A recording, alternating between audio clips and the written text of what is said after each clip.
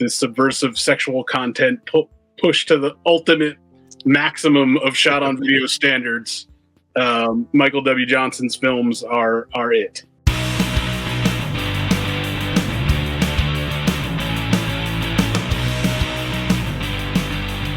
Welcome back to The Disconnected. I'm here with Ross Snyder from Saturn's Core Audio and Video again. Ross, I think the last time we did this was just over a year ago.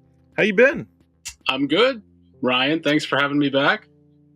It's been a bit of pretty intense year for Saturn's Core Audio. Have you guys even missed a month in the last year with the release? We have not missed a month in the last year, no. Crazy. That's so much. I think last time when we'd done this, you'd only done like 7 titles, I think, 7 or 8. So this is a pretty big time. Yeah. I think No Resistance was our newest thing at the time, and so we've been just plowing away. So now that I think about it, I don't think I'd gotten No Resistance in hand yet. We were hyping it up, and I watched that the day I got it in, and that movie is freaking incredible. I still think that's my favorite thing that you've put out. Yeah, I mean, it's a really interesting one. It's one that I've been a fan of for many years, and was super, super excited to finally get it out to the world for everyone to check out, because it's so original and so innovative, and it's a real blast. How's this last year felt compared to that first year? Has it felt like you've continued to have like a groundswell of support from everybody? Yeah, I mean, each release is its own thing, you know what I mean? When you're dealing with these kind of movies, especially with the way we curate the label, is that, some things that we put out already have that built-in audience there. They're titles that people know and are familiar with, or filmmakers that people have, that have a large fan base in the underground and stuff. And then, part of our thing is just putting out stuff that literally no one has heard of. So those are a challenge to try to get the word out, or try to convince people that it's something they should check out. And some of it is like a slow burn. We talk about No Resistance, and that was one that, certainly we talked about on this show, but I think some people were a little leery to check it out. And, it just, you go on Letterboxd or any of those, and it's just like, positive review,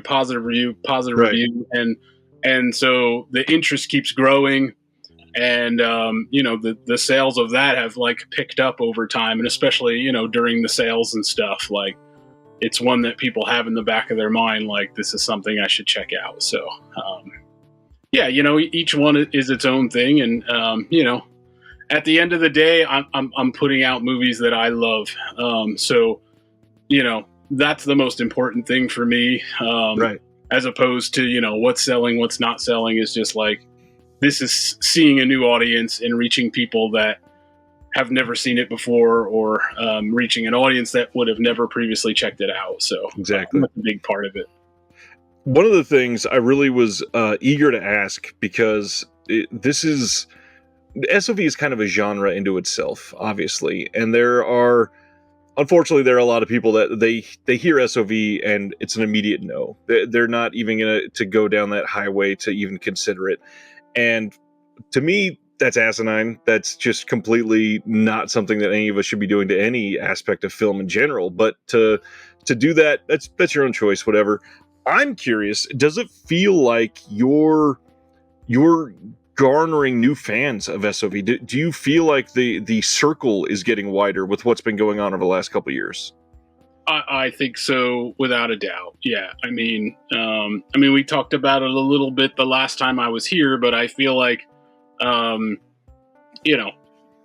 these movies came out, they were reviled by 90% of the world, unless you were specifically seeking out this kind of stuff, or just open-minded to the underground scene that was going on at the time.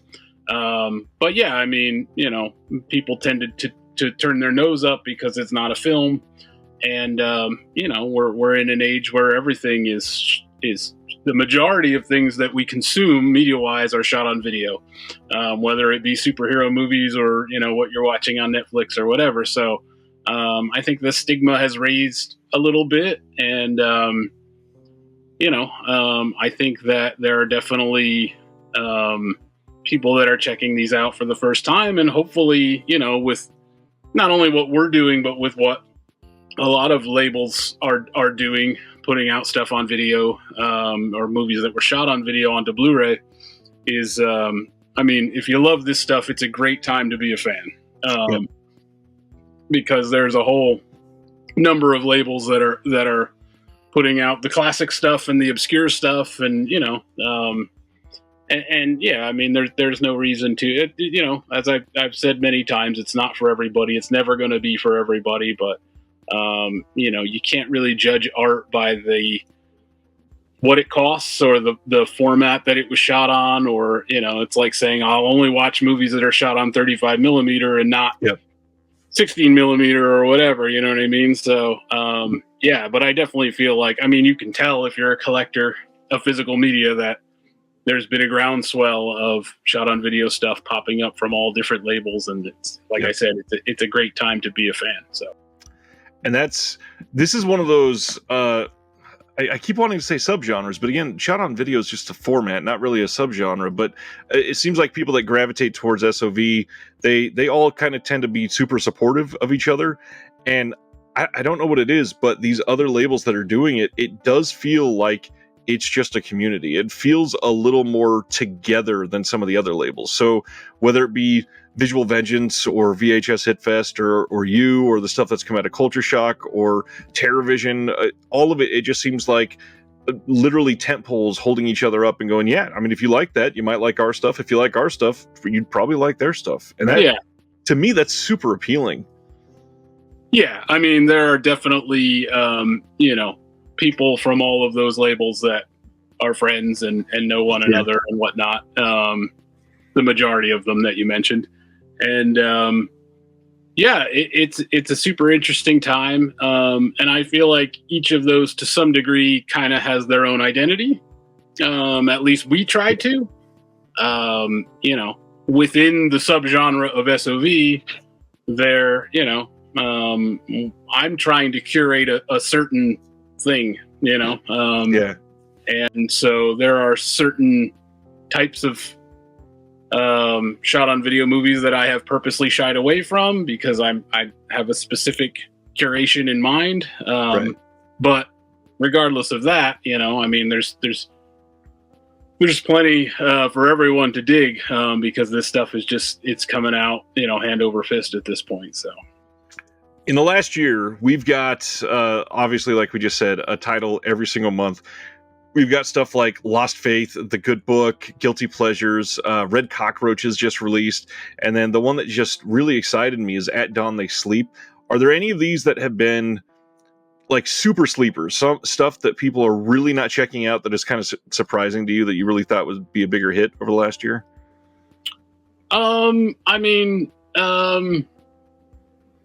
They're all champions to me, but I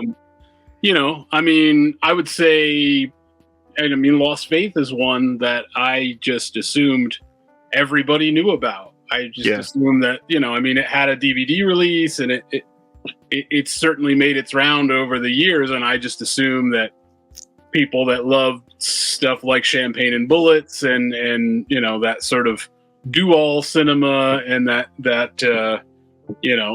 or just lovers of regional things and would gravitate towards it.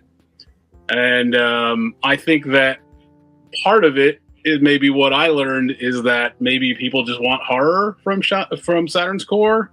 It seems to be our bread and butter. But I want to do all kinds of stuff. So and we're going to continue to do that, from art house type stuff like Red Cockroaches to sci-fi like The Good Book. There may be some comedy coming from Saturn's core, which is something that I've pretty much shied away from and try to kind of shy away from because it rarely hits its mark.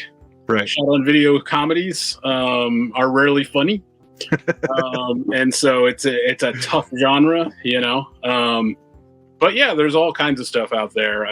Look, we did, On Backwoods Marcy has the next Hooker's Christmas Carol, which is basically like a Christmas comedy. So, there's all kinds of weird stuff out there, but yeah, I mean, Lost Face was our first kind of action martial arts type of thing and stuff. But yeah, I mean, the horror at the end of the day seems to be our bread and butter. Everybody that loves SOV sort of equates it with horror, but yeah, I mean, we're looking to do all kinds of stuff. So, I mean, I honestly thought that Red Cockroaches was going to be the sleeper, because it's so challenging and it's so art house and it's so different. And I don't know what it was, but it did really, really well. So, that just makes me kind of go, I don't know. I don't know what the people want, but as long as they're, checking out what we do, that's great. So, I'm really happy that lots of people checked out Red Cockroaches.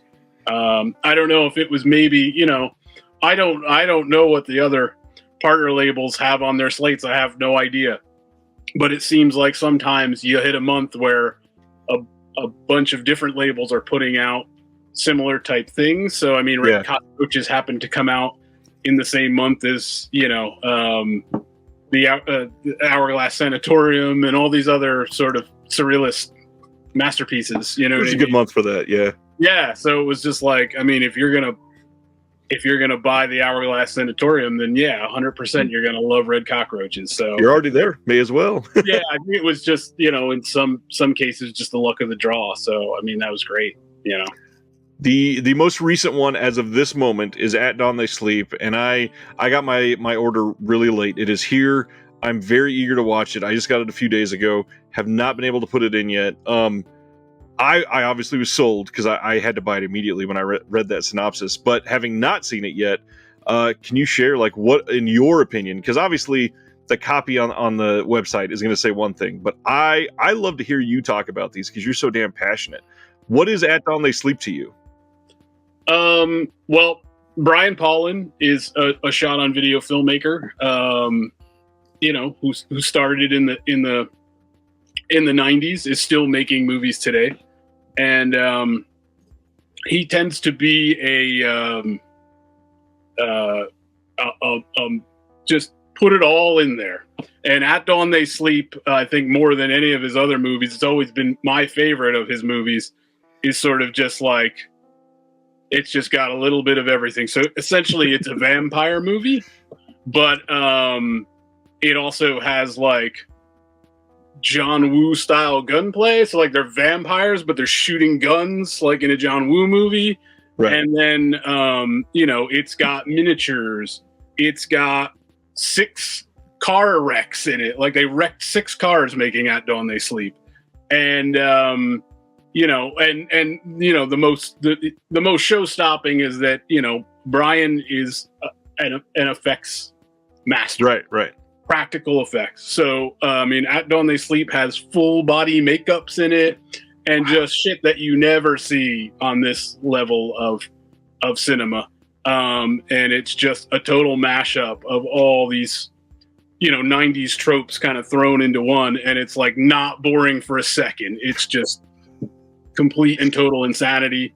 Violence, sex, explosions. It's just, it's a total masterpiece, and it's one I've been wanting to do for a long time. And and working with Brian is great because Brian has fans. You know what I mean? So I mean, his fan base has been waiting for something of his to come onto Blu-ray. So we were so happy to do this and include his earlier film Reap of Evil, which has never been released in any form of physical media, on there as a bonus. So you kind of get this snapshot into like his earliest days of cinema. Right. And yeah, it's a release that we're super, super happy with. So I had to pull it up when I was looking at this, and on my Thursday night shows when I go over all the announcements, one little snippet of the copy really stuck out to me on this. And knowing what Brian has done, obviously the effects were a big deal, but I loved reading body burns, full frontal female nudity, somber autumn vibes. It was just the perfect 3 things back to back. I was like, you know what? This is going to be incredible. Yeah, I mean, Brian always takes moments in his movies to just kind of like film the trees and film the foliage and like some nice rain falling, and there's like an opossum in a tree, you know, when they sleep, that's kind of hanging out, and he films, and it just, you know, so he always captures those vibes too. So there's like a little bit of art house in there too, and he's just a master. It's a fantastic snapshot from that era. The big thing though is that was for June. July, let's discuss this, because I have not seen a virtual box set basically from Saturn's core yet, and we are getting our first box set in a sense. Yeah, certainly was envisioned as a box set, and is something that I've been wanting to do and working on for a very, very long time. It's called the Tortured Soul Trilogy. And what the Tortured Soul Trilogy is the filmmaker from Minneapolis, Minnesota, named Michael W. Johnson. And he, in the 90s, made a lot of shot-on-video movies, but only 3 of those movies were released nationwide on VHS. Titles like Blood Kiss, Tales from the Cannibal Side, Serial Killer Massacre. But if you were a reader and collector of fanzines back in the 90s, you would see reviews of all these other Michael W. Johnson movies. And probably the one that got the most press was these Tortured Soul movies. There were 3 of them. It was a slasher trilogy that he made. And I've just been after these just to see them for so long, because I was a fan of the ones that came out on VHS back in the day, and that I just had those 3, you know, and I'm like, well, I need all these other Michael W. Johnson movies. So I've been trying to hunt Michael down for many, many years, following leads, trying to find him, and it's just one of those things that one day it just all came together and we were able to connect. And, you know, I said, I need to see these films. And I was basically sent the entire Michael W. Johnson catalog and was able to watch it chronologically. And, you know, my head just exploded. So that was like my obsession for like a year, was just like the Michael W. Johnson films. And, we did one on VHS called The Devil's Playground, but that was basically just the appetizer, because when I talked to him about possibly releasing stuff, he said, I want the trilogy to come out, the Tortured Soul Trilogy. And I said, so do I. So so it was envisioned as a box set. It has all 3 movies. Part 1 is from 92, Part 2 is from 94. Part 3 was from 2004, and they are like, you know, in the great Friday the 13th tradition, like each one picks up right where the last one left off. Like there's just straight continuation of the characters, and so we put them all together. Commentary on each movie, featurette for each movie. As much, you know, archival stuff as we could find from footage from the premieres. And we got, you know, the trailers and all of that good stuff. And then some of Michael's earliest video work, which, you know, is a cannibal themed short called Meat's Meat and Man's Gotta Eat. And a zombie short he did called The Smell of Death. And that's all in the set. Everything is in the set. Over 9 hours of content in the set, 28-page booklet, and with, you know, new writing from different film journalists and filmmakers, and then a lot of archival stuff. So we got permission to reprint articles from different zines like Draculina and Dr. Squid, and, you know, pretty much anyone that published an article about Michael or the Tortured Soul Trilogy is all covered in the booklet inside. And so yeah, I'm super excited. It's definitely the most labor intensive release that we've ever done, and definitely a huge labor of love. And, these movies have never been seen. So, I mean, they were distributed probably regionally through mail order and, at conventions here and there, maybe in the Minneapolis area. But essentially, they've never been released. And so very happy to get them out there. And Michael's work is really, really interesting because he had a tendency to push not only the violence, but the sexual content far beyond what just about anyone was doing, especially in '92. I mean, these things, border on XXX rated. I mean, they're just completely out of hand. Probably inspired by Necromantic and the things that were, kind of happening overseas at the time, but totally wild. And I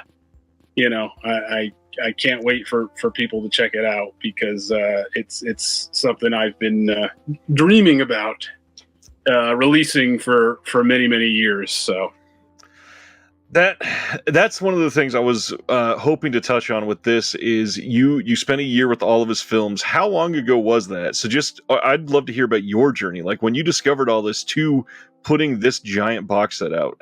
Was that a couple years ago? Was that 5 years ago? I would say it was probably about a year ago, maybe a little more, that I connected with him finally. Nice. I told him I'm a fan of the movies that I've seen, those 3 that were released, but I've read about all these other ones, and so I think I got them, probably maybe around April or so of last year. And just watched everything chronologically while, communicating with him and discussing, what I was seeing. And then, pretty much right off the bat, we put out The Devil's Playground on VHS. And we did that, and we screened it at the Mahoning Drive-In as part of VHS Fest last year. So my goal then was to try to bring Michael out to the fest, but it didn't work out. But, based off the back of that, I just said, what of yours do you, how would you want these movies presented? Right. Self. And he basically said, the Tortured Soul trilogy is, my proudest thing. And, I had watched them and really loved what I saw. And we should also mention that these have some known people in them.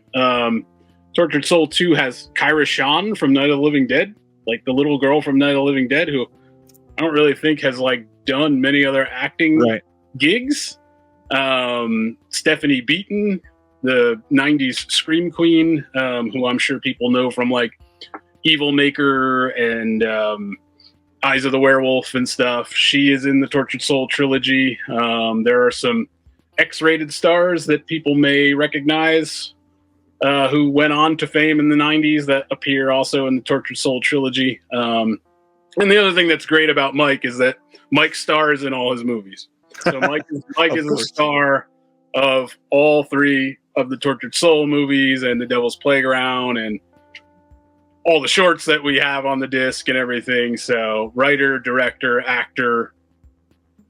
His company was called Nightmare Productions, and they did a lot of cool stuff, and we're putting this out there to see what people think.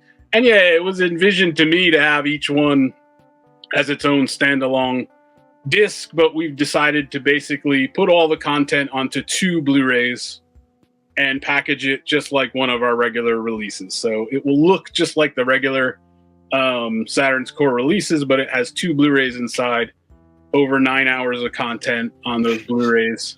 So, I'm sure people are going to be curious because, again, these have never been seen.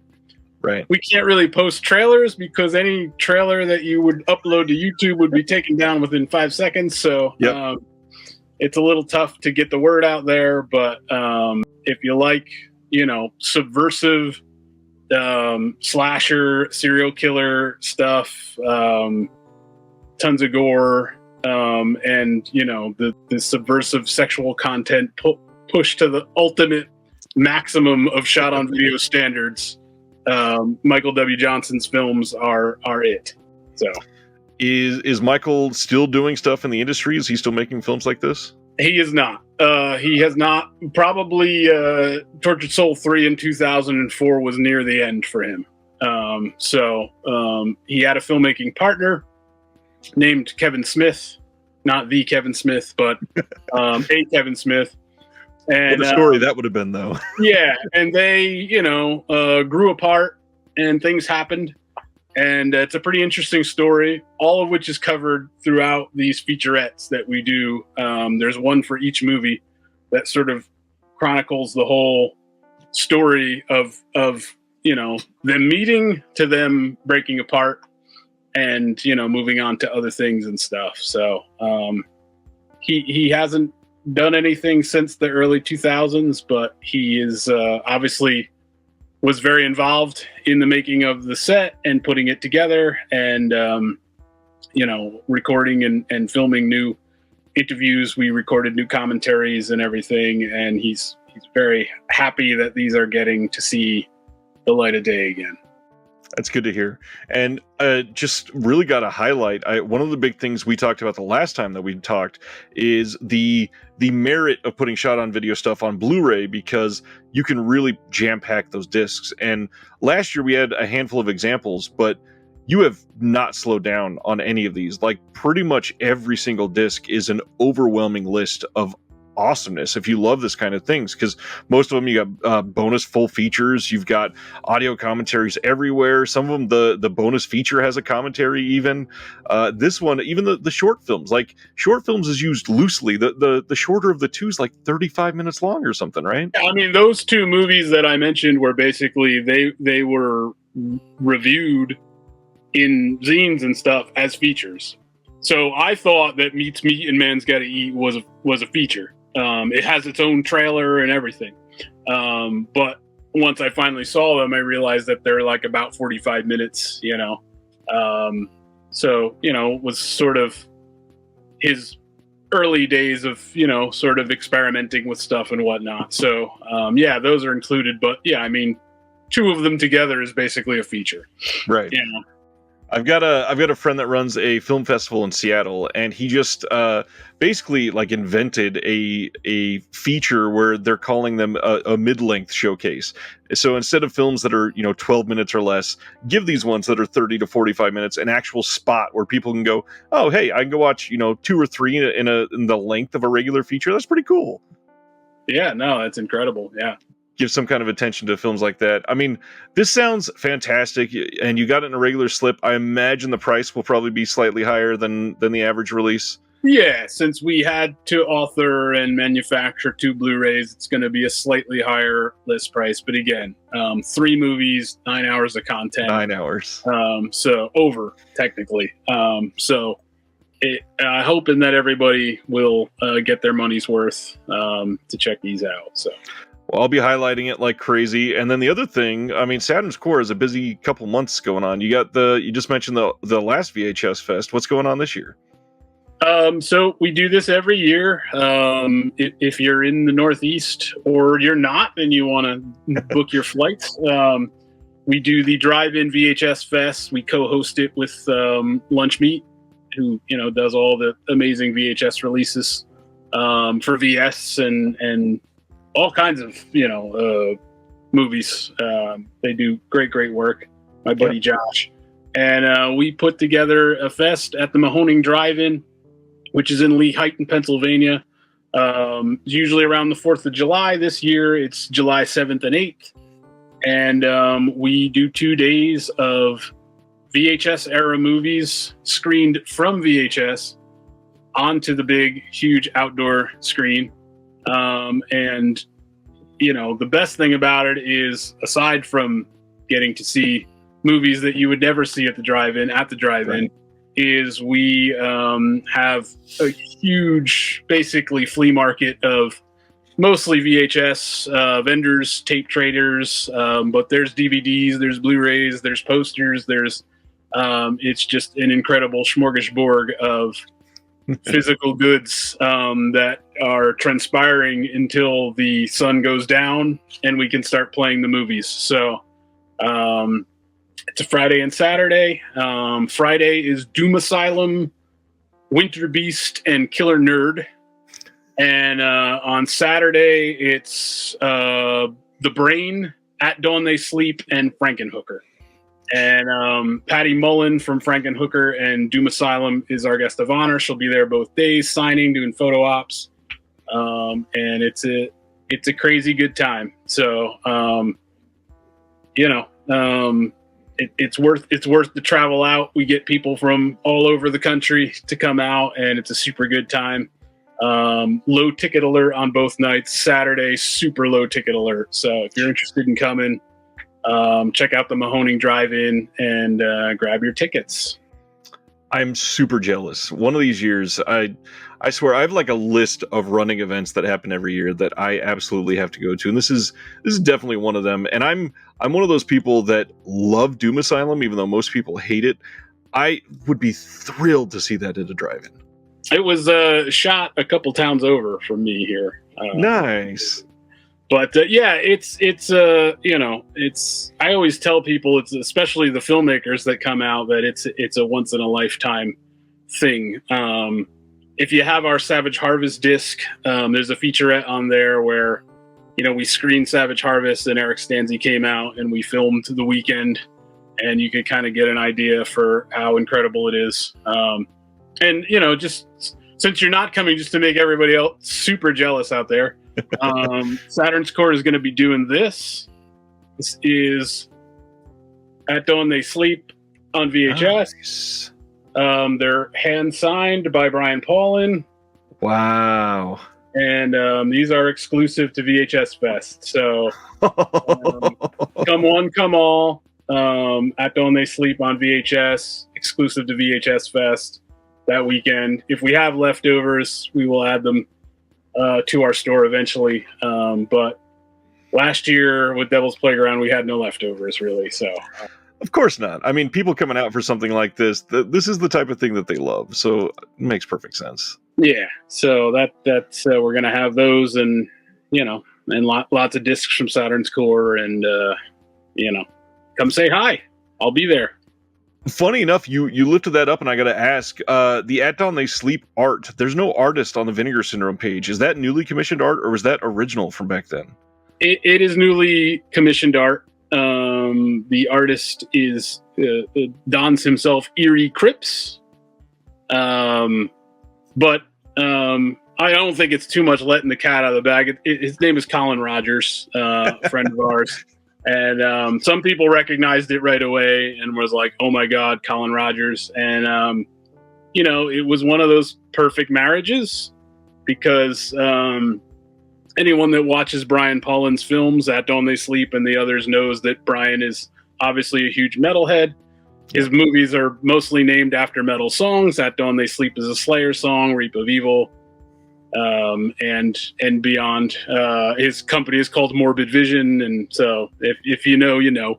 And so when we were doing it, I was like, man, we should just have like a kick-ass, like metal-looking black metal cover. And Colin was one of the first things that popped into mind. It just seemed like a perfect marriage for me, and seems like a lot of people agree that was kind of a perfect marriage. So it came out really, really great. To me, this cover is really aiming for my heart, and probably going to be my pick for one of the finalists for the Shelf Shock Rewind Awards for the best cover for this year. I adore this cover art. Yeah, I mean, the original VHS is on the reverse side. It's not the most awesome in the world, but it is, it's something that I've been looking at on my shelf for many, many years. So it's become endeared to me. So it's on there if you want to flip it over. But we were looking to get something newly commissioned, and it came out amazing. So. Yeah, it looks incredible. I'm very thrilled with what you guys have been doing, and then to do a box set around the same time, especially of the fest. I mean, that's a lot of ambition in one summer, and it seems like you're not slowing down at all. If you can say, can we plan on a release every month for the rest of the year still? Yeah, Nice. Yeah, we got plenty more coming. And again, it's all stuff that some that we've been working on for a long time, and but at the end of the day, all just movies that I dig, that I have a passion for. Right. And so yeah, plenty more coming. Saturn's Core is one of those labels. Like, obviously, a lot of labels have themes, but Saturn's Core has one of those feelings that you can tell this is a curation from a person. That it's not going to be a single genre. It's not going to necessarily be the same exact style of film, but it's somebody. And if you align with Ross's taste, like, this is perfect every single month. And the diversity of some of these films, it's always great to see, because if somebody's buying just because they like shot on video, you're going to get a wide range of stuff, and it's just nice to see all that supported with that type of curation. Yeah, thank you. My partner William Hellfire has. We don't want to leave him out either. He certainly has a say in what we're doing too, and but yeah, and the other thing about us is that we have not done a release yet that the filmmaker wasn't involved in. Right. So these people that are working with us, the films that we're doing, I mean, we did one recently in New York City where we had an event and we just brought all the filmmakers. They're all, a lot of them are our friends and stuff. And so, we're working directly with the filmmakers on these, and they're all director approved. And, a lot of that has to do with the content that's on it. If a Saturn's Core release comes out that has less content, it's usually because that's how the director wanted it. It's like, I want to focus on these extras. So, right. But yeah, if they leave it up to me, I'm going to load it with as much nonsense as humanly possible.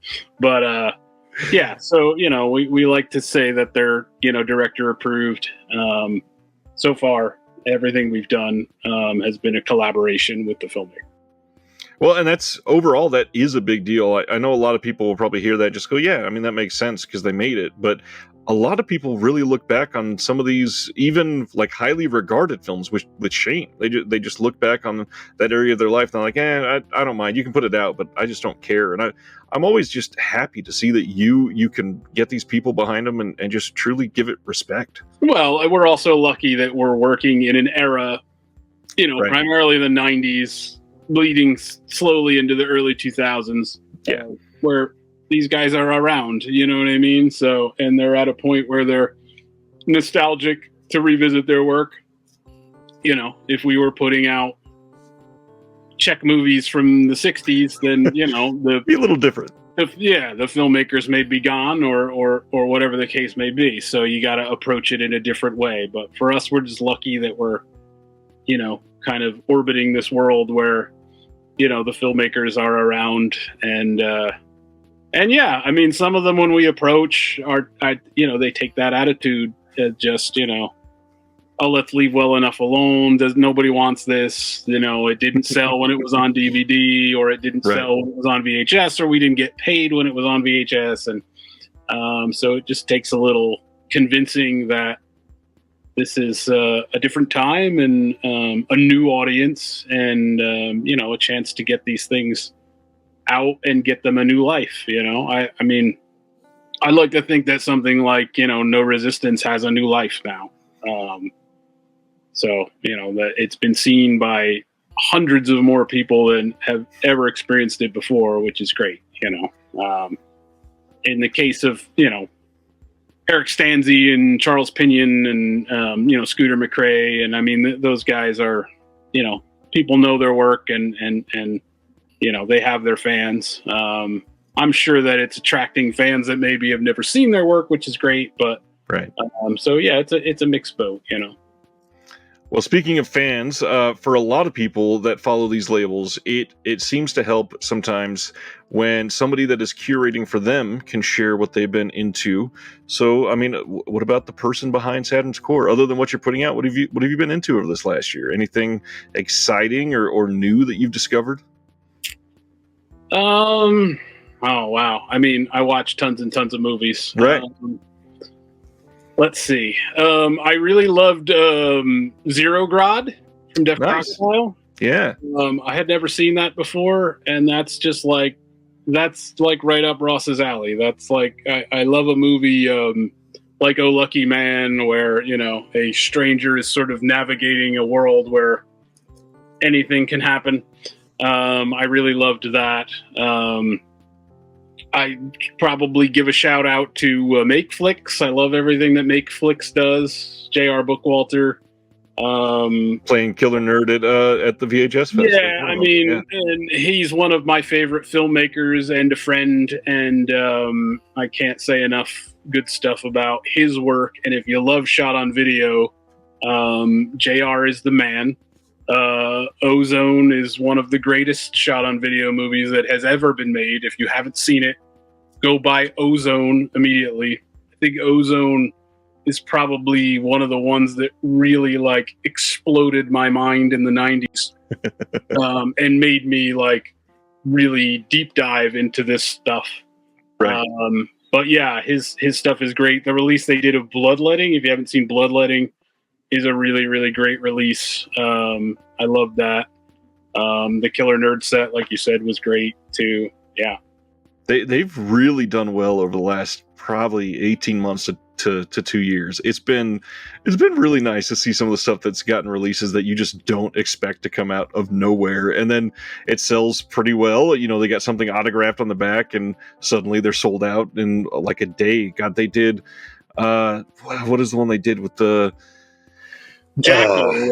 Jacko? That's the one. It went out like literally within an hour the second time that they put up their slipcovers and all that. And I recommended that one to everybody because the commentary for that one is legendary. Yeah, where the Steve Latshaw like storms out at the end. Yeah. Yeah, no, I mean that's a great movie that I love. So yeah, I love what they're doing. Make Flicks, Def Crocodile, some good recommendations. I'm sure you probably can't say too much. Anything for the rest of the year that you could tease a genre for or something? Anything that you're super excited about? Well, of course, there's lots of stuff I'm super excited about. But yeah, like I said, there may be something more in the comedic vein coming, which is not something that we've normally done. It's something I've kind of shied away from because, like I said, it's a very weird part of the genre. Yeah, because they're usually not funny. So there's some of that. Probably maybe some more documentaries coming at some point. But I can't really say about what or whom. But yeah. Or even confirm. I love this. Yeah, I've been very excited about a lot of the stuff that you've put out. Most of them seem to get pretty good buzz during my live shows. And to anybody that has just not dove in, I really wish somebody would take just a single chance on some of these. And you can tell usually by the way that people are reacting to the announcements on if it's going to be one that's a little more catered towards everybody.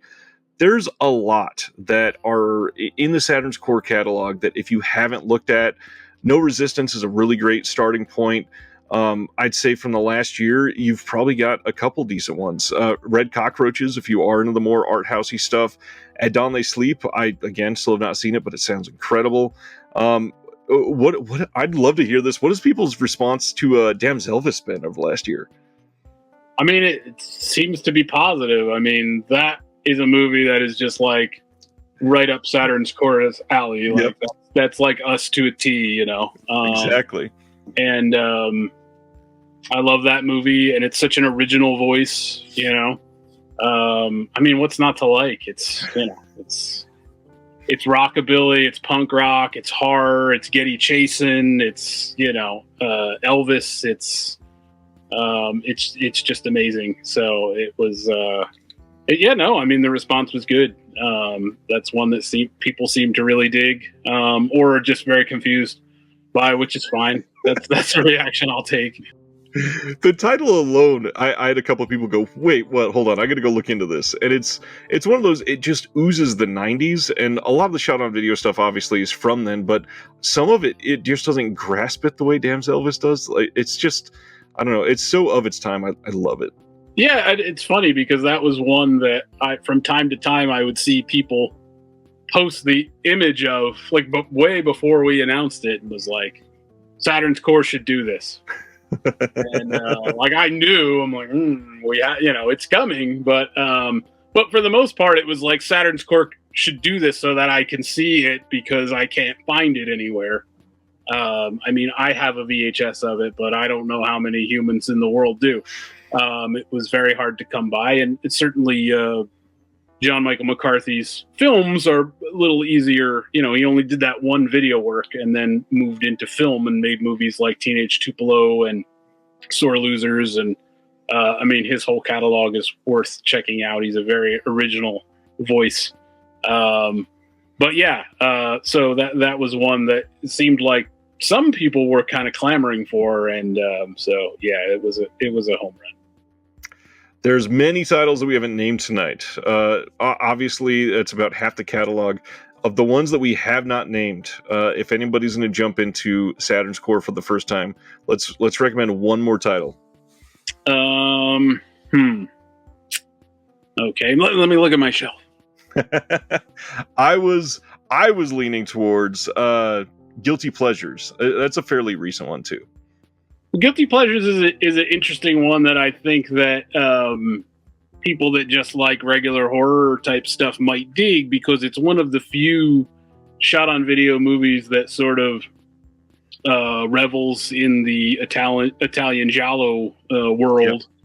Yep. It's formatted similar to like Two Evil Eyes. It's like an anthology, but it just has two stories, and it's set in an apartment building, so it's literally two stories. You get the story on the first floor and the story on the second floor. The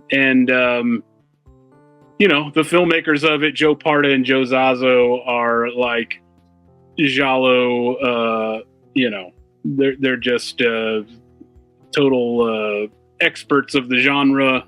They know the genre inside and out. And you can see it in their movies. And Guilty Pleasures was one that I've always had a love for because it's shot in New York and it has great New York locations and people walking around on the 90s New York streets. Yeah. And a really like amazing performance from Sasha Graham, who, if you like shot on video movies, is like, she's like the Meryl Streep of SOV. Like, she's just like, just kills it in every movie that she's in, and was always like amongst my favorite actresses in the SOV world, because she's so like she could have easily like just been in regular movies, but she's just so good in these movies that it's like ridiculous. And in Guilty Pleasures, she's like playing a dual role, and it's just incredible. So it was an opportunity for us to not only put out a cool movie that has, the giallo trappings and tons of gore and sleaze and everything, but, to work with Sasha and get to like interview her for the featurettes and talk about all her movies and stuff. And so, it's a really cool release. And, again, had a DVD release that's probably got out there more than its VHS release, was kind of obscure. But if you like the if you like the giallo boxes that VS has been putting out, or the great films that Severin does on the regular, from the Italian variety, you may dig Guilty Pleasures. It's certainly something to dip a toe into if you've not done so. It's exactly what I was thinking. It because the fans of the modern physical media world, it's a fairly mass appeal type of film. Yeah, I think that's safe to say. But particularly if you're a fan of the the Sergio Martino, and, that ilk. Well, since we went over the whole history last time, I think we've pretty much caught up to where we are right now. Anything else you want to shout out before we call it a night, my friend? No, I just wanted to give some people the heads up on the Tortured Soul set, to give a little info, because I'm sure there's going to be lots of questions about it once it hits. Yeah. Just tell people about the VHS Fest. If you're coming out, say hello. We'll be set up. Pretty much the only thing we vend at, since we co-host it all year, really. So we'll be there, and shout out to everyone that's been supporting SOV Outsider Art. We appreciate it. Well, we appreciate you. A lot of us that have, I mean, I myself, I'd seen a couple years ago, the big ones like Killing Spree, obviously, but the discoveries over the last couple of years have been so much fun. I mean, the themes, the wave films, the random ass, Houston shot on video stuff, that it's such. Again, I think I said it last time we talked, but it's such a unique sort of culture to feel invited into. And because everybody's so supportive, it's just come on in, hang out. We get a little weird, but you'll like it probably. Yeah. And I mean, we're sort of rattling brains here and there, because we'll do, really interesting, innovative stuff like Red Cockroaches and The Good Book and stuff. And then, hung jury wave it just melts the brain. And that's always kind of been our aesthetic.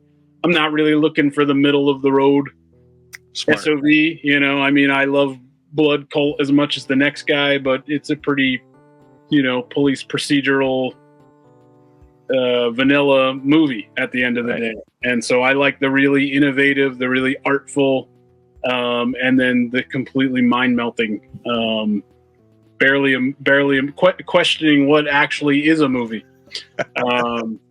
So, I know that the wave is not for everybody, but obviously, probably more than anyone in the universe, it's like my flesh and blood. So, I mean, Hung Jury was one that of the wave catalog that I've been dying to do for years. Because as a slasher movie, it's just completely bonkers. So Well, continue to melt minds. Congratulations on this last year. I hope that the success has continued and that you don't miss a month for the foreseeable future, because it is nice to see these continue to roll out. And I will continue to support and spread the word as much as I can, my friend. Well, thank you, Ryan. And we love what you do here on The Disconnected, and we appreciate your support always. Thank you.